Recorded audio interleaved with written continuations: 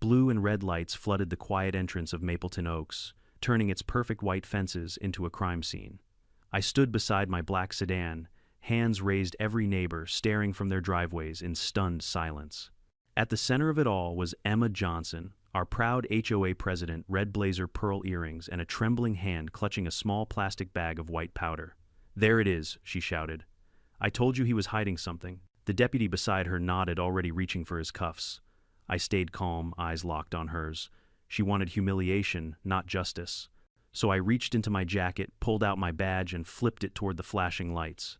Director, Drug Enforcement Administration. The world seemed to stop.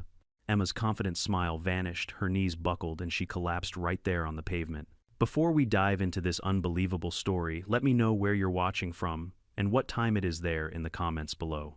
And if you love stories where justice strikes back against HOA corruption, make sure to subscribe. You won't want to miss what happens next. When Emma Johnson woke up that morning, she already had a plan. She'd been watching my house for weeks, counting how long my grass grew, how many times I parked outside the visitor zone, even which garbage bin I used on Tuesdays. That's how life worked inside Mapleton Oaks, the kind of suburban community that looked perfect in photos and rotten underneath. It was the kind of place where people smiled at you during morning walks, but filed complaints the second you turned your back, where property values meant more than human decency, and Emma Johnson ruled it all like a self-appointed mayor. I'd been in this neighborhood for exactly 57 days, long enough to learn that the HOA rules weren't rules at all, they were weapons. That afternoon, I was driving home from my mother's physical therapy appointment. The sun was setting behind the tall oak trees, throwing long shadows across the perfect driveways. As I slowed near the security gate, 2 HOA volunteers stepped into the lane, holding bright orange vests and clipboards. Behind them stood Emma, lips pressed tight, sunglasses, gleaming smile sharp as a blade. "Mr. Miller," she called out sweetly, "we've had some reports about a suspicious smell coming from your car. HOA policy allows random inspections for community safety. I knew it was nonsense, but I played along. Safety, huh? From what fresh air?" Her fake smile didn't even flinch. "Please step out of the vehicle." The 2 volunteers looked uneasy. One of them, a young man with nervous hands, whispered, "Do we really need to?" "Yes, we do," Emma cut him off. "Mapleton Oaks takes drug use very seriously." I got out slowly, leaving the door open. She gestured for the younger man to search the trunk. He hesitated, but she hissed, "Go ahead." I stood quietly, my phone recording in my pocket, watching Emma's every move reflected in my side mirror. She wasn't looking at the trunk, she was focused on the passenger seat. Then I saw it, that tiny, calculated motion. Her manicured hand reached into her red purse, pulling out a folded napkin. Inside it was a small, clear plastic bag. I almost laughed. She was really doing it. She leaned in, pretending to adjust my glove compartment. When she turned back, her face lit up in triumph. "Oh my goodness," she cried, holding the bag up like a trophy. "Look what I just found." The young man stepped back in shock. "Wait, where did—" Emma raised her voice to drown him out. "This is evidence of possession. Someone call the sheriff's department." By now, a few neighbors had wandered out. Phones pointed at me. Someone gasped. Someone whispered. I knew he looked too calm to be normal. I stood there silent, watching the performance unfold. 5 minutes later, a patrol car rolled up. Deputy Raymond Jackson, the same man Emma invited to every HOA barbecue. He greeted her by first name before even looking at me. "Evening, Emma." "What seems to be the problem?" "Caught him red-handed," she said proudly. "Bag of cocaine right there in his car." Jackson whistled, took the bag, and looked at me with mock sympathy. "That's a felony amount, sir." "Is it?" I asked quietly.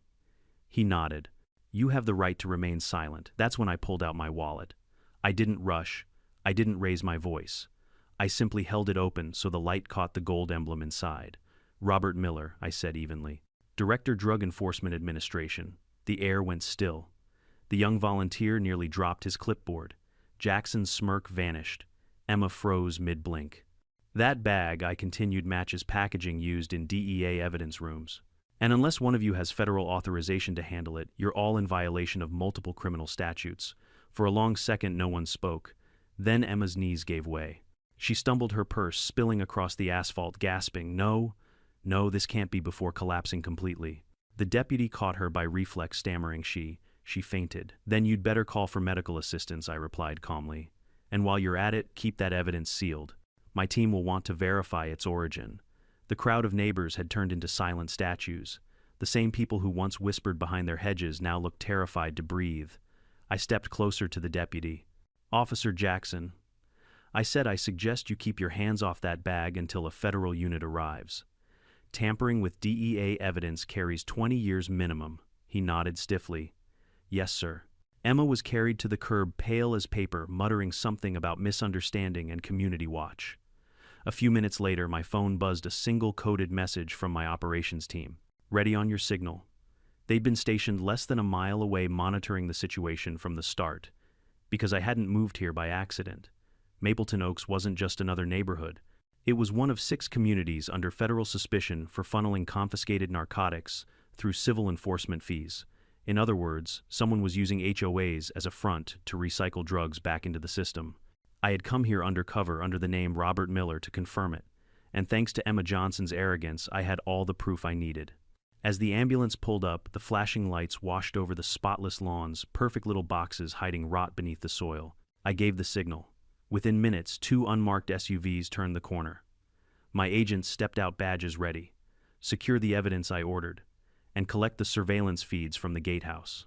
One agent whispered, Sir, do you want us to detain the HOA president? I looked at Emma, still trembling, pretending to be dizzy. No, I said. Not yet. Let her think she's still in control.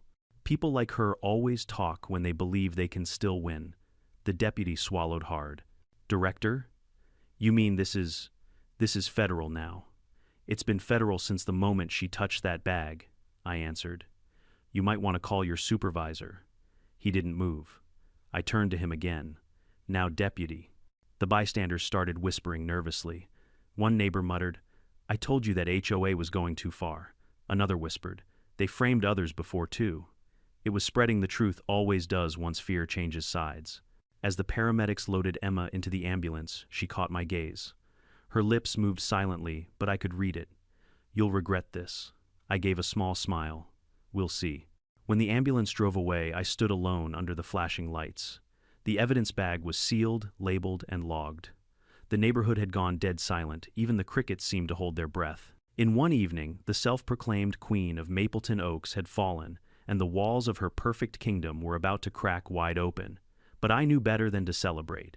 Because in every case like this, the real danger starts after the first arrest. And I could already feel it. The eyes watching me from behind drawn curtains, the whispers forming in group chats, the silent engines idling on nearby streets. Emma Johnson wasn't working alone. And tonight had just lit the fuse that would burn through the entire HOA. The next morning, Mapleton Oaks looked like nothing had happened. The lawns were freshly watered, the mailboxes gleamed in the sun, and the sound of sprinklers replaced the echo of sirens from the night before. But beneath the perfect suburban calm, I could feel it, the quiet panic spreading behind closed doors. When I stepped outside to collect my mail, curtains twitched. Neighbors who used to wave now turned away. Someone had taped a note to my mailbox. We don't want trouble here. Leave. Trouble, I almost laughed. Trouble was already here, they just didn't know how deep it went. Inside my kitchen, the coffee pot hissed softly as I reviewed the case files my team had sent overnight. The preliminary lab report confirmed my suspicion. The bag Emma Johnson had found in my car contained cocaine from a federal evidence batch seized in 2019. Same serial markings, same purity. That meant one thing. Someone inside law enforcement was stealing from evidence lockers and distributing through civilian channels, and Emma's HOA was one of them. At 9:00 a.m., my phone buzzed. It was Agent Cole, my second in command. Director, we tracked the HOA's financials, he said. Over the past 18 months, they've issued more than 67 maintenance fines, exceeding $5,000 each. I frowned. 67 fines. That's more than most people's annual HOA dues. Exactly. And the payments don't go to the community account. They're routed through a shell corporation called Maple Development Group, owned by a law firm in Jackson. And the law firm, I asked, connected to a deputy county prosecutor who happens to be married to the HOA's attorney. Of course. It was never just about petty power or lawn heights. It was a business corruption wrapped in a picket fence.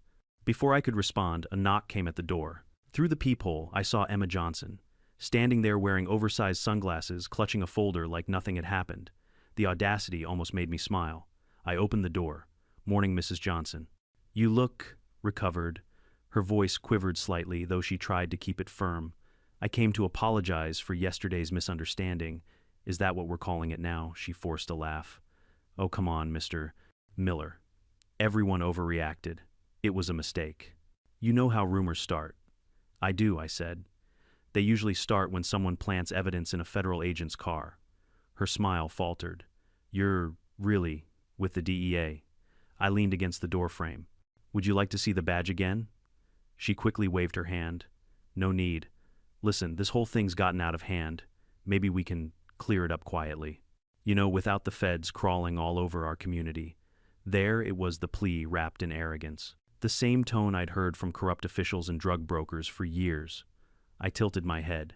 Why would you care if the feds looked at your community, Mrs. Johnson? Her jaw tightened. Because it makes us look bad. Property values drop when the DEA starts sniffing around, or when cocaine shows up at the front gate. She blinked, searching for her next lie, then exhaled through her nose. You think you're helping, but you're tearing apart something beautiful. We've built order here, a safe neighborhood, clean streets, good people. Good people don't frame their neighbors, I interrupted. Her face hardened, the mask slipping. Be careful, Mr. Miller. You don't know how things work here. Oh, I think I do, I said softly. Better than you ever imagined. She left without another word, heels clicking sharply down my driveway. I watched her turn the corner and vanish behind her manicured hedges. 2 hours later, I met Agent Cole and forensic tech Maria Ortega in the back room of a small cafe just outside the gates.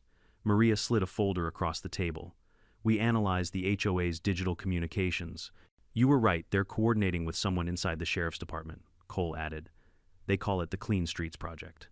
It's supposed to be a community safety initiative, but the group chat reads like a criminal playbook. I opened the file.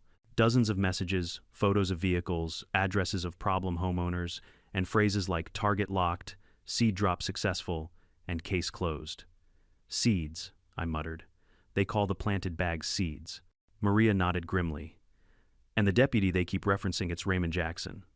The same one from last night. So Emma's performance wasn't spontaneous. It was part of a system, a production line of false charges and easy convictions. And the profits flowed through HOA fines, property seizures, and county court fees. Bring Jackson in for questioning, Cole asked. Not yet, I said. Let's follow the money first. People like him panic when their accounts start freezing. That evening, I drove through Mapleton Oaks again. The sun dipped low golden light catching on the windows. Kids played basketball, sprinklers ticked rhythmically, but the peace felt artificial, like a movie set. As I turned down Sycamore Drive, a black SUV idled at the corner. No license plate tinted windows. It didn't move as I passed, but I could feel eyes on me. By the time I reached my driveway, the SUV was gone. Inside, my landline rang an anonymous call. A distorted male voice spoke. Back off, Director. This isn't your jurisdiction. You want peace. Leave the neighborhood alone. Then the line went dead. I stared at the silent receiver for a long moment, then smiled faintly. They were scared. Good. I pulled up the gatehouse footage from the previous night. The system had 6 cameras. One of them caught something interesting. Right before Emma's inspection, Deputy Jackson's patrol car had parked just out of frame. He'd handed her something through the window, a small napkin-shaped packet. Evidence exchange. I forwarded it to my team with one message. Issue the federal subpoena. We're pulling their communications. Later that night, while reviewing more financial data, I received an email from a hidden sender. The subject line read, "You don't understand what you're dealing with." Attached was a photo, grainy but clear enough. It was my car parked outside the cafe earlier that day. Someone had drawn a red X over it. The message below was short, "You're next." I locked the doors, checked the perimeter cameras, and sat in silence for a while. Threats didn't shake me anymore, but this wasn't about me. Somewhere in this neighborhood, innocent families had been destroyed by these false arrests. I'd read their files, a young teacher fired after a drug find in her trunk, a retired veteran whose property was seized after one anonymous tip. Emma and her partners had turned Mapleton Oaks into a machine, one that fed off fear and silence. The next morning, I attended the scheduled HOA meeting. Normally, it was a dull affair: budgets, garden complaints, pool repairs. But tonight, the room buzzed with tension. Emma sat at the head of the long wooden table, bandaged wrist resting on her clipboard. She looked fragile, but her eyes still burned with pride. The room hushed as I entered. "Mr. Miller," she said with forced politeness, "we didn't expect you to join us." "I'm a homeowner, aren't I?" I replied, taking a seat near the front. I figured I should hear what my HOA fees are funding. A few members exchanged nervous glances. Emma adjusted her glasses. "We're discussing community safety. Some residents have expressed concern about recent events." "Ah, I said you mean the part where your HOA planted cocaine in a resident's car." Gasps rippled through the room. Emma slammed her hand down. "That's a lie, is it?" I asked. I slid a photo onto the table, the still frame from the gate camera showing her hand reaching into my car. She froze. Her mouth opened, closed, then opened again. That's not fake, I finished for her. Because the timestamp says otherwise. And so does the patrol log showing Deputy Jackson's car delivering the package 2 minutes earlier. Her eyes darted wildly toward the other members. "You think you can destroy everything I built?" I leaned forward. "You did that yourself." For a full minute the room was silent, except for the whir of the ceiling fan. Then one board member, a gray-haired man, stood. "Emma, is it true?" She didn't answer. I gathered my folder and stood up. "This meeting is now under federal investigation. Every document, every transaction from your HOA accounts to your private group messages will be audited." As I turned to leave, Emma whispered behind me, almost too soft to hear, "You have no idea how deep this goes." I paused at the door. "You're right," I said, "but I'm about to find out." By the third day, the neighborhood had gone eerily quiet. No kids playing on the sidewalks, no dog walkers chatting under the oaks, just blinds half-drawn and driveways swept spotless as if Mapleton Oaks itself were trying to erase its guilt. I'd seen that silence before. It was the sound of a community realizing its queen had cracks in her crown. At dawn, I drove past the HOA office, a small stucco building behind the tennis courts. The closed-for-maintenance sign hung crooked on the door, but a light glowed inside. Through the tinted glass, I caught a glimpse of Karen, Emma's closest ally, the HOA treasurer, hunched over a printer feeding in stacks of old invoices, probably erasing, rewriting, sanitizing. I parked 2 houses down, opened my laptop, and logged into the remote warrant system. Within minutes, my agents confirmed they'd intercepted outgoing data transfers from that very building, files renamed, compressed, and sent to an encrypted cloud. The attempt screamed panic. "Let them keep uploading," I told Agent Cole over the phone. "The more they try to hide, the more metadata we'll collect." By mid-morning, I paid a visit to a man named Henry Webb, one of the longest-standing residents. He lived at the edge of the cul-de-sac in a house, half hidden by magnolia trees. His lawn was immaculate, too immaculate, the kind that smelled of quiet fear. When I knocked, he opened the door only halfway. "You the one who embarrassed Emma?" he asked bluntly. "Depends on who's telling the story," I said. "Mind if I ask a few questions?" He hesitated, then let me in. The air inside smelled of old coffee and anxiety. Piles of letters sat unopened on his dining table, all stamped with the HOA seal. "Those all fines?" I asked. "Every damn one of them," Henry muttered. "Started with a crack in my driveway. Then paint on the shutters. Then a noise complaint because my grandson played drums." He pointed to the newest letter, trembling slightly. "Last month they said they'd place a lien on my house if I didn't pay. How much do they claim you owe? $17,000. $17,000 more than a year's worth of dues." I leafed through a few envelopes. Each fine had been signed by Emma Johnson herself with identical handwriting and identical justifications. At the bottom of every notice was a new clause. "Failure to comply will result in community forfeiture proceedings under Section 12C. I looked at Henry. "Did they ever take anyone's property before?" He nodded grimly. "The Thompsons. Nice young couple moved here last year. HOA said they missed 2 payments. Sheriff's office seized their house a week later. They never came back." That name hit me. I'd seen it in one of the DEA files. Jamal and Nicole Thompson, both arrested on possession charges 2 months ago. The evidence bag in their case, same batch number as the one planted in my car. It all fit together now. "Henry," I said quietly, "what if I told you this isn't about paint or grass height, that the HOA's been running an illegal forfeiture racket?" He laughed bitterly. "Son, I've been saying that for years. No one listened." At noon, I met Agent Ortega behind the community pool neutral ground hidden from cameras. She handed me a tablet showing fresh data from the financial task force. "Here," she said. "Every fine over $2,000 was funneled through a maintenance subcontractor. But that company doesn't exist. Its bank account is controlled by someone named E.J. Holdings." "Emma Johnson," I said. "Exactly. But it gets worse. E.J. Holdings wired 30% of its income to another account registered to Deputy Raymond Jackson. So, that's how they split the profits HOA fines laundered as maintenance fees paid to a shell company kicked back to the deputy who provided the planted evidence. It was a full-circle machine, local corruption disguised as neighborhood discipline. Ortega lowered her voice. "We also found a pattern. Every seized property was resold within 3 weeks to the same real estate broker, and all sales closed through the same notary public. They were flipping confiscated homes for profit, My jaw tightened.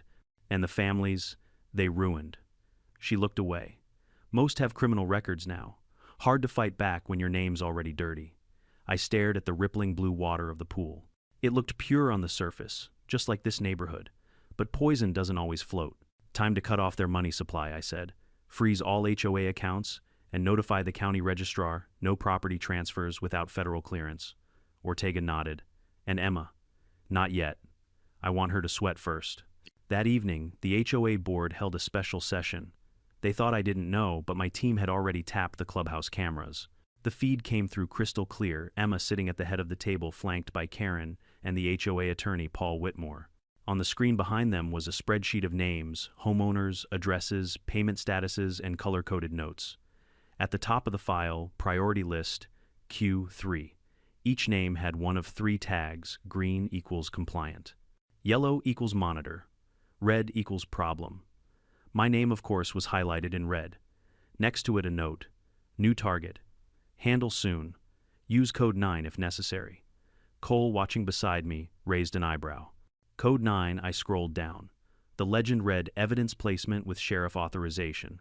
So there it was in writing their secret language for planting drugs. I switched the feed's audio to live mode. Emma's voice came sharp and controlled. The DEA's looking into us.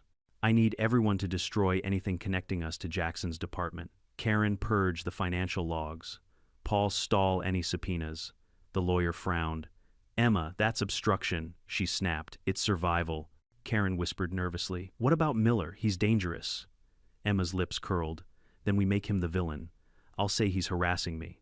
That he threatened to shut down the HOA for personal gain. People will believe me, they always do. Her arrogance was almost impressive. Almost. I closed the laptop and leaned back. That's enough, I said. We've got everything we need. Cole grinned. You want me to get the warrants ready? Not yet, I said. Tomorrow morning we let her think she still runs this neighborhood. Tomorrow night we take it all. But Mapleton Oaks wasn't done showing its teeth. Around midnight my motion sensors triggered. I checked the exterior cameras, 2 figures in dark hoodies moving near my garage. They weren't amateurs. They avoided direct light, worked in pairs. I grabbed my sidearm and slipped out the back door. The humid air smelled of cut grass and gasoline. I moved quietly along the fence until I saw them near my car, one holding a crowbar, the other pouring something from a plastic jug. Gasoline. They were about to torch the car, destroy evidence, maybe scare me off. I raised my voice calm but firm. Step away from the vehicle. Both froze. One dropped the jug, the other spun toward me with a flashlight, and that's when I saw the patch on his sleeve, Mapleton Oaks Security. So Emma had sent her own guards. They panicked, bolting toward the alley, but before they could escape, 2 unmarked black SUVs roared around the corner, my backup team. Floodlights flared and the men hit the ground instantly. Cole stepped out, gun drawn, caught them red-handed director. Bag them, I said. We'll see what they know in the morning. As agents cuffed the intruders, I walked up to my car. The gasoline fumes stung my nose. On the windshield, smeared in red spray paint, were 3 words: stop digging now. I stared at the message for a long moment, then smiled coldly. Oh, I'm just getting started. Back inside, I cleaned my hands, poured a cup of black coffee, and sat at my desk. The neighborhood outside was quiet again, too quiet, like a snake coiled in grass. Tomorrow, Emma would wake up thinking she'd dodged another bullet. She'd call her lawyer draft another lie, maybe even smile for the local news. But by sundown, every secret she'd buried under Mapleton Oaks was going to surface. Because in this neighborhood, perfection was just the prettiest disguise for corruption. And I was done watching from behind the curtain. Sunrise crept over Mapleton Oaks like nothing had happened. The dew sparkled on the manicured lawns, the fountain at the entrance gurgled cheerfully, and the smell of fresh mulch covered up the stench of gasoline that had lingered from the night before. But the neighborhood didn't fool me anymore. Every perfect hedge was a hiding place. Every smiling neighbor was a potential accomplice. By 7 a.m., I was already in motion. My team had spent the night interrogating the 2 captured security guards. Both cracked faster than I expected. One of them, a man named Tyler Crane, admitted that Emma had paid them $2,000 each to scare the new guy off. They didn't know I was with the DEA. She had told them I was some journalist trying to expose her HOA. Cole handed me the written statements. They claimed she told them to torch your car, director. Said she'd handle the rest afterward. I nodded, sipping black coffee. That's attempted arson, witness tampering, and obstruction, and we'll get her on all 3. But we still need her money trail airtight. Already ahead of you, Cole said, sliding another folder across the table. We got a court order to unseal EJ Holdings' financial records. Guess who co-signed one of the accounts? I opened the file and frowned. Deputy Raymond Jackson. And here's the kicker, Cole continued. Jackson wired $50,000 to Emma's personal account 2 days before she planted the drugs in your car. Labeled it as a consulting fee. I leaned back in my chair. Consulting for what corruption? At 9 a.m., we received another call, this time from the county courthouse clerk. The HOA's attorney, Paul Whitmore, had filed a civil complaint against me for slander, harassment, and property damage. I couldn't help but laugh. She's suing a federal agent while under investigation for felony obstruction, Cole smirked. Arrogant or desperate, both, I said. And desperation makes people sloppy. It was time to turn the game around. I drove back into Mapleton Oaks just as residents were leaving for work. They glanced nervously at my SUV but didn't speak. The news of my badge had spread fast, and fear was finally doing what fairness couldn't, silencing gossip. Outside the HOA office, Emma's silver Lexus was already parked perfectly within the white lines, as always. Through the glass, I saw her pacing phone pressed to her ear, waving her free hand wildly.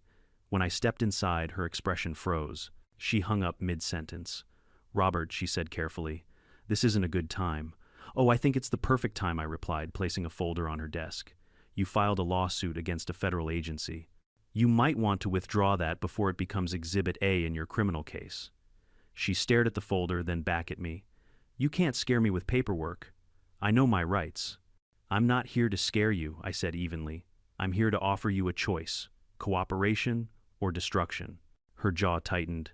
"Is that a threat?" "It's a fact," I said, opening the folder. Inside were photos, screenshots of the group chat, labeled Clean Streets Project bank transfers between EJ Holdings and Deputy Jackson, and stills from the HOA camera, showing her hand dropping the cocaine bag into my car. She tried to keep her voice steady, but her eyes betrayed panic. Those pictures could be anything. Deep fakes, misunderstandings. I leaned forward. "Then explain this." I pulled out the latest report from the county treasurer, a list of seized properties with matching HOA fine numbers. "These homes were taken after your board issued fines, then conveniently resold to a broker who just happens to share your maiden name. Care to comment?" Her face went pale. "I'm giving you one chance," I continued. "Sign a written statement confirming Deputy Jackson's involvement. In return, I'll recommend leniency when this goes federal. Otherwise, you'll go down as the architect of a racketeering operation built on stolen evidence and destroyed lives." She didn't speak. For a long time, the only sound was the ticking of her desk clock. Finally, she whispered, "You don't understand what they'll do if I talk." "They," I repeated. She looked up, eyes wide like a trapped animal. "You think this started with me?" Jackson answers to people far above me. Developers, investors, even county officials. We just played our part. Now I understood. Emma wasn't the queen. She was a pawn who'd been allowed to wear a crown. "Then you'd better start naming names," I said quietly. "Because pawns get sacrificed first." By the time I left, Emma was trembling, her hands clenched around the pen I'd given her. She hadn't signed yet, but I knew she would. Fear is a better motivator than pride. I drove straight to the sheriff's department. The receptionist nearly dropped her coffee when I flashed my badge and asked for Deputy Raymond Jackson. He came out 5 minutes later, all smiles and swagger. "Director Miller didn't expect to see you so soon." "What can I do for you?" "Just a quick chat," I said. "About community partnerships." We stepped into an interview room. I closed the door, set a small recorder on the table, and said casually, "You know Emma Johnson pretty well, don't you?" He laughed nervously. "Sure, she's a firecracker. Runs that HOA like a general." "Yeah, and apparently she's quite generous too." I slid the printed wire transfer toward him. $50,000 from your account." "Care to explain?" His smile vanished. That's a loan." "To a suburban HOA president," I asked. "You must really believe in community service." He tried to stand, but I raised my hand. "Sit down, deputy. We both know what's going on here. The planted drugs, the false seizures, the kickbacks from property, resales, it all points back to you." Beads of sweat appeared on his forehead. "You can't prove." "Actually," I said calmly, "we can, and we will." The room fell silent except for the hum of the air vent. Jackson stared at the transfer sheet like it might change if he looked hard enough. Then finally he exhaled. "I didn't start it," he muttered. "It was already running when I joined. The county prosecutor, the construction investors, they all take a cut. Emma's just the face they use for the dirty work." Names, I said. He hesitated. Or 20 years, I added. That did it. Jackson began talking fast, nervous, almost relieved. He listed contractors, lawyers, even a bank manager. It was bigger than I'd guessed, an entire web of suburban HOAs used as laundering fronts for stolen drug evidence. When he finished, I pressed stop on the recorder. Congratulations, Deputy. You just became my star witness. By afternoon, we were ready. Cole coordinated with the U.S. Attorney's Office. Ortega prepped search warrants for every property Jackson named. At 6 p.m., the sun dipped low, and Mapleton Oaks prepared for its most important inspection yet. 6 unmarked vehicles rolled in quietly, lights off, tires whispering over the asphalt. One by one, agents took positions at Emma's house, the HOA office, and the storage unit she rented under a false name. I watched from the command SUV headset, crackling with updates. Team 1 in position. Team 2 ready. Team 3, breach. The sound of doors crashing echoed faintly in the distance. Within minutes, evidence boxes, cash ledgers, and unregistered cell phones began piling up in the vans. Cole's voice came through. Director, we've got something. What is it? A safe behind a false wall in her garage. We're opening it now. 30 seconds later, I heard the click of metal and Cole's stunned whisper. Sir, you're going to want to see this.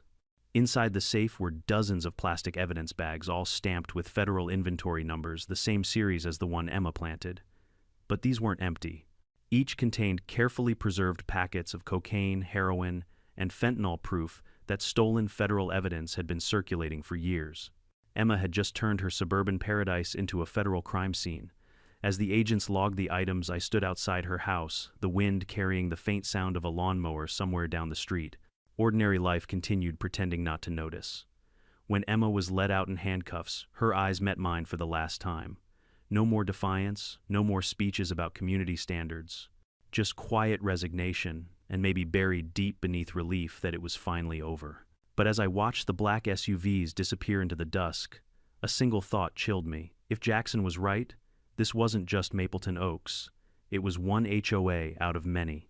And somewhere out there, more neighborhoods just like this one were still running silent, polished, and perfectly corrupt. The morning after the raid, Mapleton Oaks was no longer the picture of suburban serenity. Yellow tape fluttered across the HOA office, federal agents moved in and out with sealed boxes, and news vans clogged the front gate.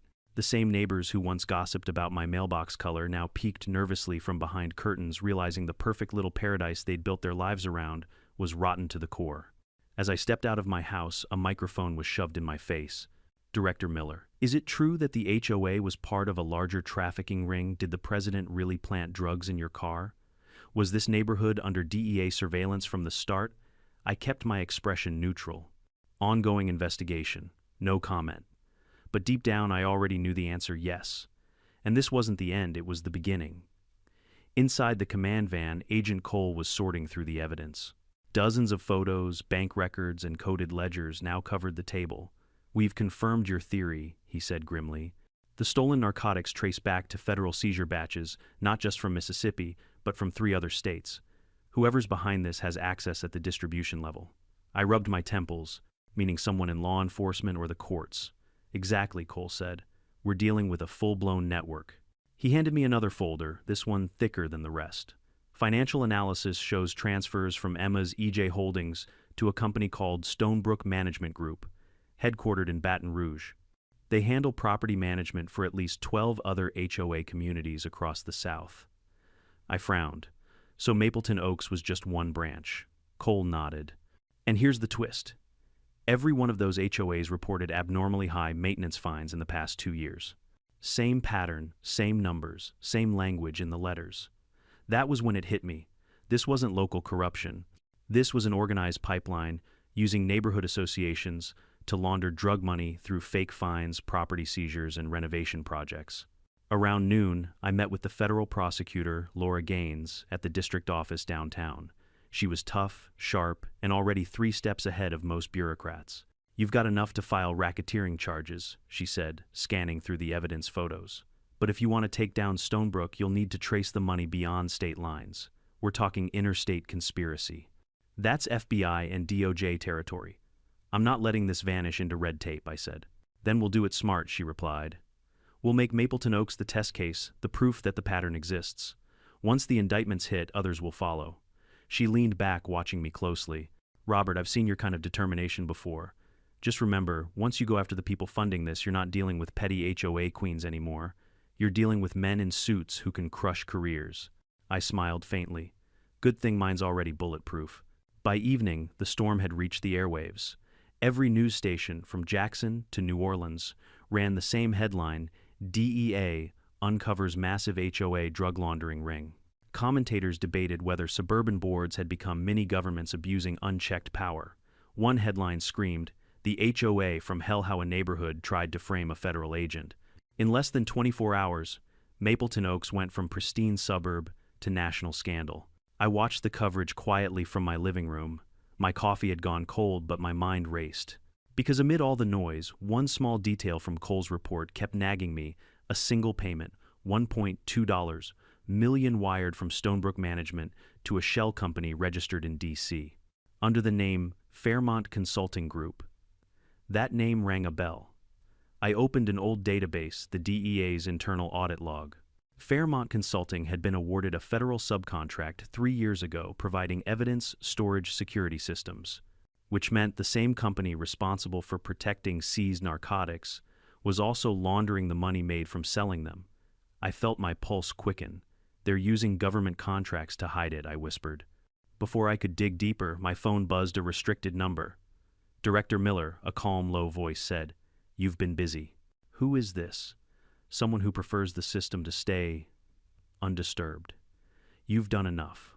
Walk away and you'll retire comfortably. Keep going and you won't make it to next week." The line clicked dead. I stared at the silent phone, jaw tightening. Threats again, but this one felt different, calculated, cold. The next morning I received a visitor. A young woman stood on my porch, mid-20s, dark blazer, nervous eyes. "Mr. Miller, I used to work for Fairmont Consulting," she said softly. "My name's Rachel Pierce. I need to talk." I ushered her inside, poured her coffee, and let her speak.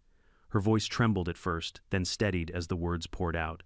"They made me falsify audits," she said. "Fairmont's evidence systems weren't designed to secure narcotics, they were designed to track them. Every time drugs were logged for destruction, the system diverted a small portion back into private storage. They called it overflow retention." "How long has this been happening?" "Years," she whispered. "They rotate shipments between regional facilities, so no one notices shortages. And the distribution happens through community safety partnerships like Mapleton Oaks. So the HOA fines were just the front. Yes, each neighborhood gets funding for security improvements, but the money comes from selling confiscated narcotics back onto the street through trusted intermediaries, sheriffs, county clerks, local boards." She looked at me desperately. "I didn't know who else to trust. I saw your story on the news. I know you're not like them." I handed her a card. "You just became our key witness, but you'll need protection." Her eyes widened. "Will they come after me? They already tried to kill me," I said quietly. "You're not alone." That night I called Cole. "We're going bigger," I told him. "This isn't just HOA corruption, it's federal-level embezzlement. Get the DC cyber team ready. We're pulling Fairmont servers." He hesitated. "That'll light up half of Washington, sir." "Then, let it burn," I said. Within hours we executed a sealed warrant. By 3 a.m., our agents were inside Fairmont's corporate offices, copying drives and photographing records. The deeper they dug, the uglier it got encrypted, ledgers listing dozens of county sheriffs, judges, and contractors receiving monthly retainers. At the top of the hierarchy sat a single code name, Project Whitehall. Under it, primary distributor Stonebrook Management Group, operational cells, 12 HOA networks across 4 states, federal liaison, redacted. That last line made my blood run cold. There was someone inside the government protecting this operation. Cole stared at the screen. "If that's real, sir, we're not just fighting corruption, we're fighting the system itself. Then we'll expose it," I said. "Every name, every dollar." By dawn, the retaliation began. My power flickered twice, then died. When I checked the circuit box, the entire line had been cut clean through. Minutes later, my home alarm triggered front door sensor disabled. I drew my gun and moved silently through the hallway. A shadow shifted outside the window, then a loud crack. The window shattered glass, spraying across the floor. I ducked behind the couch, heart pounding. Through the jagged hole, I saw the muzzle flash. Someone was firing from the trees across the street. 3 shots, then silence. Tires screeched, and a black sedan disappeared into the dawn fog. Cole's voice came through the radio seconds later. "Director, we're on our way." "Are you hit?" "I'm fine," I said, breathing hard. "But they just confirmed it. We're getting close." When the agents arrived, I stepped outside, watching the sunlight crawl across the empty street. Mapleton Oaks was quiet again. Too quiet. The birds hadn't even returned yet. For a moment, I thought about Emma, how it all began with a fake bag of cocaine and one arrogant accusation. Now that single act had unraveled an empire. But I knew this was far from over. Because somewhere beyond this street, the people who built Project Whitehall were watching and planning their next move. And if they thought a little gunfire would stop me, they didn't understand who they were dealing with. The rain came down hard that night, a slow, relentless drumming against the roof that seemed to echo the unease, settling deep in my bones. Mapleton Oaks slept under gray clouds, unaware that the neighborhood's quiet scandal had now ignited a storm that reached all the way to Washington. I hadn't slept in 36 hours. My living room had become a war room, maps, charts, and photos covering every inch of wall space. Red strings connected everything: Emma Johnson, Deputy Jackson, the Stonebrook accounts, Fairmont Consulting, and finally that single ominous name at the top of it all, Project Whitehall. Agent Cole entered quietly, holding 2 coffees. He looked tired but alert. "Sir D.C. confirmed your suspicion," he said, placing a folder on the table. "Fairmont's primary contract was authorized by the Department of Justice's Asset Forfeiture Division." I frowned. "You're saying this operation wasn't just overlooked? It was funded." Cole nodded grimly. "And the signatory for the authorization was a man named Harold Westfield." The name hit me like ice water. Westfield, former DEA deputy administrator. My old mentor. The man who had once told me, "Justice doesn't die in the dark, Robert. It dies when the people who see the light look away." I stared at the folder. "He taught me half of what I know." "Then he's teaching you the other half now," Cole said quietly. "The part where corruption wears a federal badge." By morning, we were airborne in unmarked Gulfstream, bound for D.C., carrying digital backups of every file Rachel Pierce had helped us decrypt. She sat 2 rows behind me, pale but resolute. She hadn't said a word since boarding, clutching her laptop like a life vest. Halfway through the flight, turbulence shook the cabin. My phone buzzed an encrypted message from an unknown number: "Stop the leak, or you won't land." I glanced toward the cockpit. The pilot looked calm, unaware. I leaned forward. "Cole, get eyes on the flight path." "Right now." He pulled up the radar feed. "Everything looks normal." Then he froze. "Wait, one of our transponders just dropped offline." "Engine malfunction?" I asked. "No. It was turned off remotely." I unbuckled, moved to the cockpit, and looked out through the rain-streaked glass. In the distance, a small jet trailed us unmarked lights off. Cole's voice crackled through the headset. "Sir, they're closing in." I turned to the pilot. "Change course to Richmond." "Now." He nodded and began descent. The pursuing aircraft banked sharply, then vanished into cloud cover. When we touched down, local FBI agents met us at the hangar. "Director Miller, we've been tracking that tail since you left Mississippi," one said. "Whoever they are, they're using federal-grade encryption." Of course they were. The message had been clear: "You're getting too close to Whitehall." That evening, we relocated to a secure safe house in Arlington. Rachel uploaded the last encrypted folder from Fairmont's servers. It took nearly 2 hours to decrypt. When the final file opened, the room went dead silent. It wasn't just ledgers or transaction logs this time. It was a presentation, an internal briefing titled Whitehall Initiative, Phase 4 Implementation. The document detailed everything: partnership between private property associations, HOAs, and regional law enforcement, revenue stream optimization through civil forfeiture integration, asset cycling via controlled narcotics redistribution under forfeiture-exempt supply chain. In plain language, they were stealing federal drug evidence, planting it, arresting innocent people, seizing property, then reselling it legally. Cole muttered, "This isn't corruption, this is policy." Rachel looked sick. They called it recycling. At the end of the file was the authorization signature: Deputy Administrator Harold Westfield, and below it my own name. Operational Oversight Director Robert Miller, DEA. My stomach dropped. "They forged it," I said quietly. Rachel nodded. "The metadata confirms your digital credentials were cloned through Fairmont's secure login. They've been using your name to approve shipments for months." Cole's jaw clenched. "They framed you before you even showed up at Mapleton Oaks." The realization hit like a physical blow. The drugs Emma planted in my car hadn't been random. They were deliberately linked to my ID so that if anything went wrong, I'd take the fall. They'd tried to burn me before I even knew I was part of their system. By dawn, we had enough evidence to shake the Justice Department to its foundation. but we needed a way to bring it public without it being buried under internal review. I made the call to an old contact, Senator Evelyn Ross, chair of the Senate Oversight Committee. She picked up on the second ring. "Robert, I heard about Mapleton Oaks. You stirred quite the hornet's nest." "I need a hearing," I said. "Closed session. I'm bringing proof of federal-level criminal conspiracy. Who's implicated? Too many to count." There was a pause. Then her voice hardened. "You'll have it by Friday, but you'd better be ready once this starts. It won't stop until someone's career ends." "I'm counting on it," I said. 2 days later, we walked into the Capitol through the service entrance. Rachel Cole and I carried 3 hard drives, each one containing thousands of pages of evidence. The committee room was dimly lit, soundproofed, and already tense. Senator Ross sat at the center, flanked by aides. Across from her were 5 men in tailored suits, Department of Justice officials, their faces unreadable. Ross began, "Director Miller, the committee is prepared to hear your testimony regarding alleged misconduct in the federal asset forfeiture program."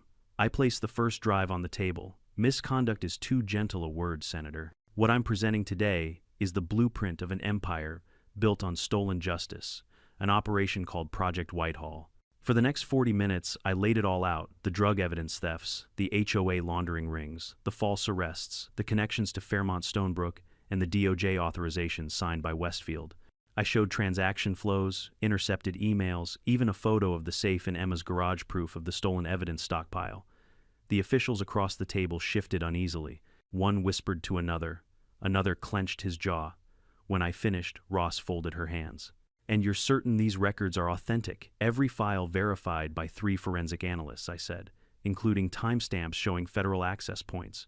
She turned to the DOJ counsel. "Mr. Westfield, would you like to respond?" Every head turned. I hadn't even noticed him enter. Harold Westfield sat at the end of the table, calm, confident, the same man who once called me his protege. "Director Miller," he said smoothly, "you've clearly put together quite a story. Unfortunately, it's based on incomplete data. Project Whitehall was an internal audit code name, not a criminal enterprise. And those signatures," he smiled faintly, "fabrications, likely by rogue contractors." "Then you won't mind forensic review," Ross said sharply. Westfield hesitated. "If this goes public, you'll destabilize multiple ongoing prosecutions. You'll destroy careers." Ross's gaze didn't waver.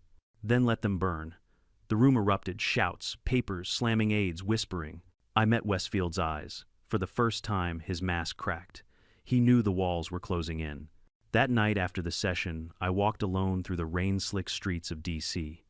The Capitol dome glowed faintly through the fog, a symbol of justice that looked fragile, now hollow. Cole called me from the safe house. "You did it, sir. The committee's launching a full investigation. Westfield's office is locked down." "Good," I said quietly. "But this isn't victory. Not yet." "Why not?" "Because systems like this don't vanish overnight. They regroup. They rename themselves. They hide behind new contracts and new faces." I stopped at the edge of the reflecting pool. My reflection stared back, older, harder, carrying the weight of every innocent person ruined by the machine we'd exposed. Rachel's voice came faintly over the line. "Then what happens next?" I looked at the Capitol's reflection shimmering on the water. "We finish it," I said, "all the way to the top." The rain fell harder, washing the city lights into long streaks of gold. Somewhere inside that maze of marble buildings, the architects of Whitehall were already planning their counterattack. But I wasn't 16 anymore, falsely accused and humiliated like in my youth.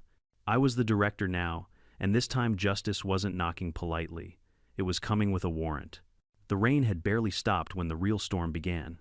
2 days after the Senate hearing, headlines exploded across the nation. Whitehall exposed: DEA director accuses DOJ of laundering stolen narcotics. Government scandal tied to HOA corruption network. Is the justice system eating itself? Talk shows buzzed with speculation, pundits debated my sanity, and federal agencies went into damage control. But inside the halls of power, silence ruled, the kind of silence that meant phones were ringing behind closed doors, favors were being traded, and careers were being quietly erased.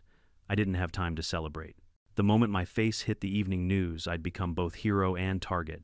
Cole burst into the safe house at 6 a.m., a folder clutched in his hand. "Sir, you need to see this," he said breathlessly.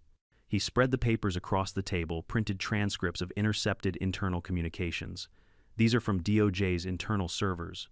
Someone's running cleanup operations under the codename Echo Phase." They're deleting files tied to Whitehall, closing bank accounts, transferring assets offshore. Who authorized it? I asked. He hesitated. Acting Attorney General Caldwell. My pulse quickened. Caldwell had replaced Westfield's Oversight Division just 48 hours ago, supposedly to restore integrity. Now he was scrubbing the evidence. They're not trying to fix it, I muttered. They're burying it. Cole's voice hardened. So what's our move? I looked up from the papers. We go louder. We go public before they can rewrite history. At 9 a.m., I walked into the headquarters of the Sentinel, a major investigative outlet. The editor, a silver-haired woman named Maya Lang, was waiting with her team. She'd covered everything from cartel busts to political leaks, but this story made even her pale. Robert, she said, gesturing toward the conference room, if half of what you're alleging is true, this could dismantle the entire forfeiture system. That's exactly why they'll try to silence it, I replied. So I need redundancy. If something happens to me, the data gets out anyway. I slid her 3 encrypted drives. Each one holds every transaction, every message, every photo. Publish them only if I disappear. She stared at me for a long moment. You're expecting trouble. I'm expecting efficiency, I said dryly. Back at headquarters, Rachel Pierce was poring over new files with Agent Ortega. She looked exhausted, sleepless nights, too much caffeine, and the constant awareness that every shadow could be danger. We traced the offshore transfers, she said as I entered. They're using intermediary shell firms in the Cayman Islands, Singapore, and Zurich. But the routing pattern is weird. All of them converge on a single account in Geneva under the name Novus Investments. Cole leaned in. Guess who the account holder is? I didn't need to guess. Westfield. Rachel nodded. Except there's more. The account was created 18 years ago, long before any of this started. That means Whitehall wasn't a reaction to corruption. It was designed from day one. I rubbed my temple, a blueprint masquerading as oversight. Then Rachel hesitated, voice low. There's something else you should know, sir. She turned her laptop around. On the screen was a personnel file, my own. Someone's altered your employment record, she said quietly. According to DOJ archives, you were suspended 6 months ago for misconduct. The reinstatement order that put you back in office doesn't exist. I stared at the screen, cold realization crawling through me. They're rewriting me out of the system. Cole cursed under his breath. They're setting you up to take the fall for everything. That night we relocated again, this time to an abandoned communications facility 20 miles outside D.C. The less traceable we were, the better. Rain lashed the windows as thunder rumbled over the forest. Inside, fluorescent lights flickered across walls lined with screens. Rachel typed furiously, decrypting Fairmont's archived emails. Suddenly, one of the monitors pinged. Got something, she said. It's a video file. Timestamped 3 years ago. Encrypted under Fairmont's security division. She pressed play. The footage was grainy, but clear enough to make my stomach twist. Harold Westfield sat at a table with 2 other men, one of them wearing a DOJ badge, the other in a corporate suit. Westfield's voice was calm, confident. Gentlemen, we're not stealing, we're reallocating. The narcotics are already seized, worthless, sitting in storage. We convert them, we fund enforcement initiatives, and no taxpayer ever sees the bill. The suited man laughed. So long as nobody asks where the reallocated stock ends up. Westfield smiled. That's what our community partnerships are for. Neighborhood organizations make perfect distribution vectors. Clean paperwork, trusted faces. Then came the line that made the room fall silent. If anyone finds out, Westfield said, we'll have our scapegoat. Someone high enough to take the fall, but idealistic enough to never suspect until it's too late. The video froze Westfield's smile hanging like a knife. Rachel whispered, they meant you. I felt a strange calm settle over me. Then it's poetic, I said. The scapegoat gets to write the ending. At dawn, we prepared the counterstrike. Cole had assembled a small, loyal team of agents, people we trusted absolutely. Our plan was simple: release the Fairmont footage, the Geneva account logs, and every document proving DOJ involvement directly to the Senate oversight servers, bypassing the Justice Department entirely. But as the uploads began, alarms triggered across our network. Rachel's eyes widened. They've found us. Static filled the monitors. One by one, our connections died. The backup generator kicked in just as headlights appeared outside the building. Unmarked SUVs blacked out, moving fast. Contact east approach, Ortega shouted. Cole grabbed his weapon, took position near the entrance. Rachel hit enter on her keyboard. Uploading partial package to external mirrors now. Gunfire shattered the front windows. The first round tore through the metal frame, followed by 3 more. Move, move, Cole yelled. I grabbed Rachel by the arm, dragging her behind cover. The upload bar crawled painfully, 63%, 71%, 82%. Another explosion rocked the side door. Tear gas filled the corridor. Cole fired back, covering us. They're trying to take it intact. I coughed through the smoke.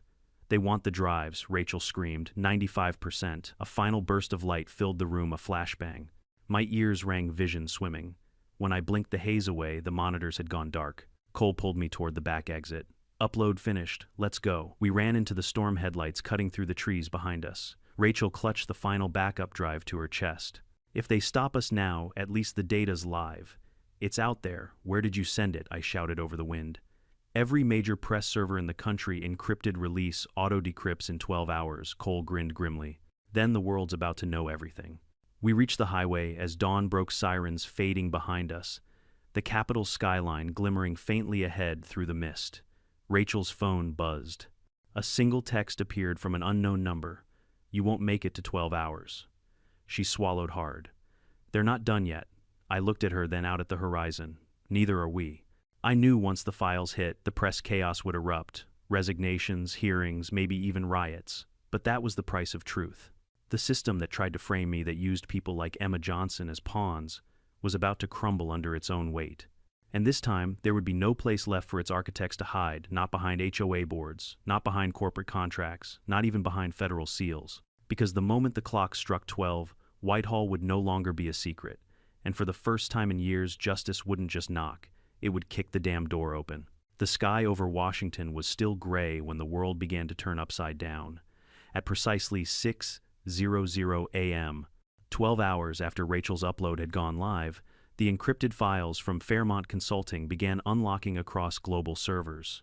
Within minutes, news outlets, independent journalists, and government watchdogs had access to everything: the ledgers, the offshore transfers, the video of Westfield himself. The name Project Whitehall spread through headlines like wildfire.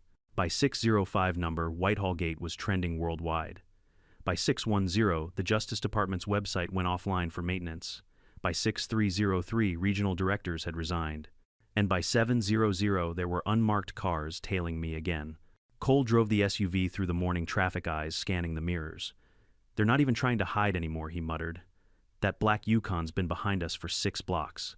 Keep steady, I said, loading a fresh magazine into my sidearm.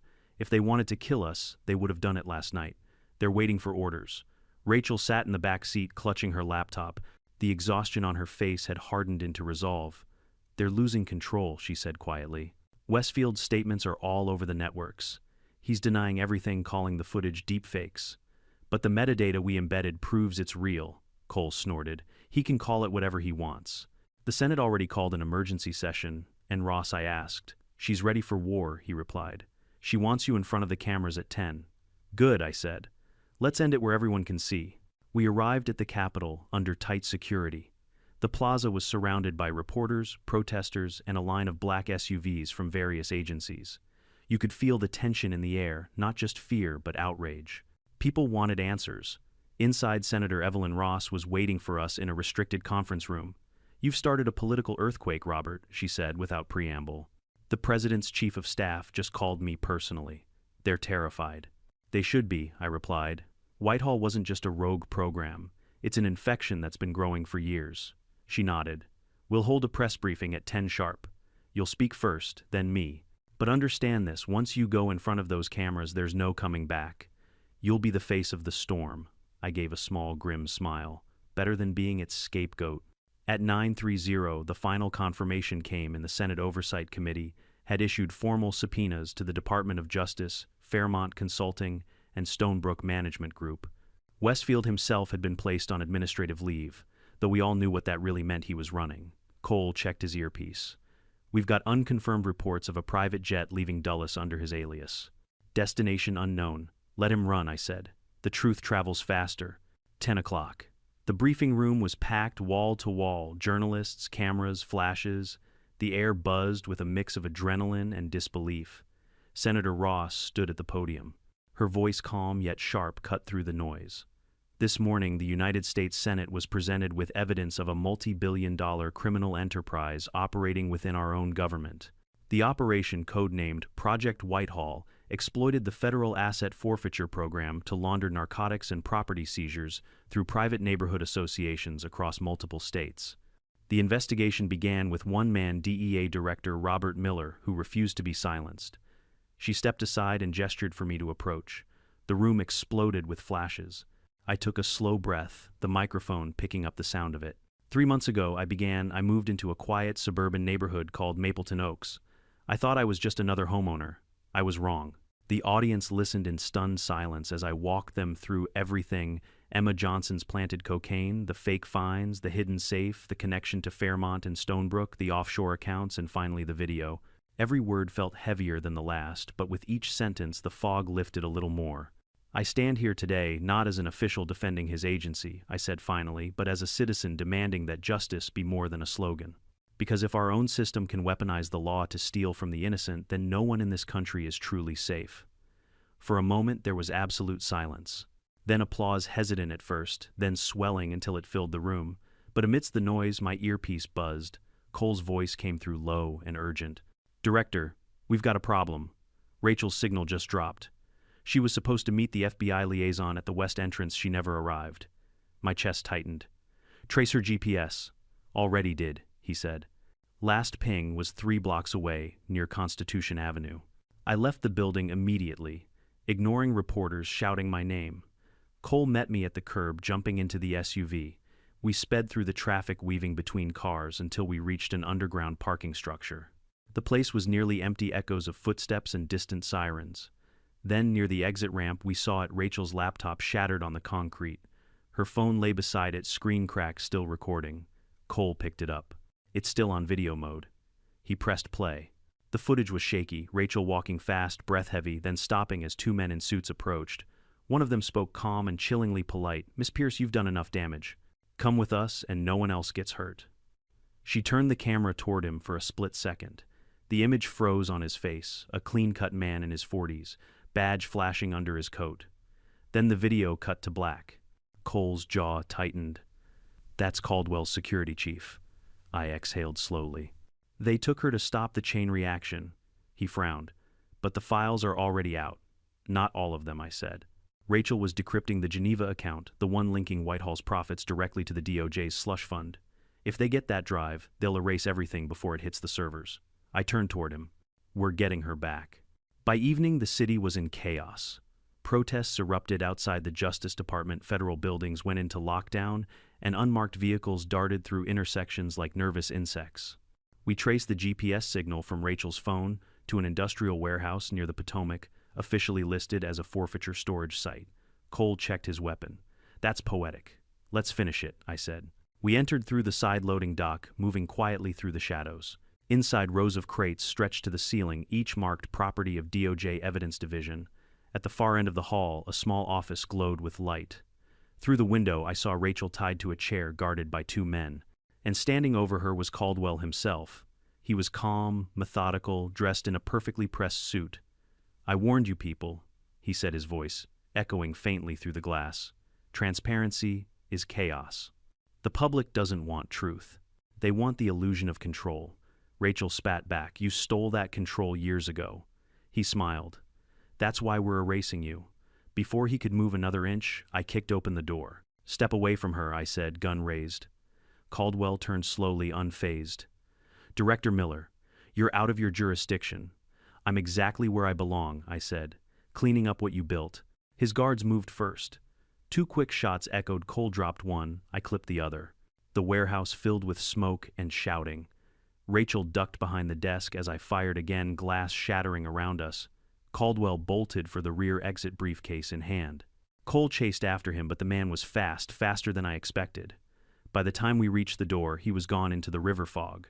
Rachel coughed, clutching the recovered drive. "It's all here," she gasped. "The Geneva transfers, the signatures, everything." I helped her to her feet. "Then let's make sure it never disappears again." That night, under heavy escort, we uploaded the final drive to multiple independent archives. Every outlet, every oversight server, every encrypted public mirror. The last missing link of Whitehall was finally out of reach of those who tried to bury it. When it was done, Rachel leaned back in her chair, tears glinting under the computer's blue light. "It's over," she whispered. I shook my head. No, it's begun. Because exposing corruption doesn't destroy it. It just drags it into the light, and light has a way of showing how much darkness still remains. Outside, the Capitol dome shone faintly through the fog, scarred but still standing. And as the sun rose over Washington, I realized something simple but terrifying. Whitehall wasn't a building or a project or even a conspiracy. It was a habit. And breaking it would take far more than one man, one neighborhood, or one victory. But it would start here now with the truth finally free.